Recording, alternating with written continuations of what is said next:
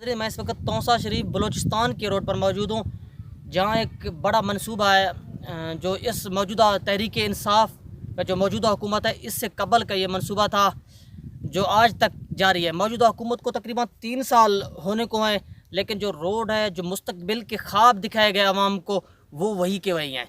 जो light sliding का area, यहाँ एक मरकज़ है, अगर कैमरा मैन आपको दिखा सके, लाइट स्लाइडिंग का एरिया ये मरकज़ है।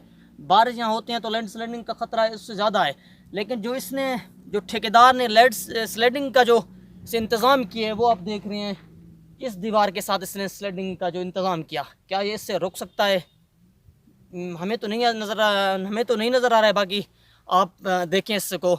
लेकिन जो अपील है वज़ीर पंजाब से कि नोटिस लिया जाए, इसको अच्छी सी अच्छी तरह बनाया जाए, ताकि ये बलूचिस्तान और पंजाब का रोड है, मेन रोड है, इसमें काफ़ी मुल्क तरक्की करेगा, पंजाब तरक्की करेगा, बलूचिस्तान तरक्की करेगा।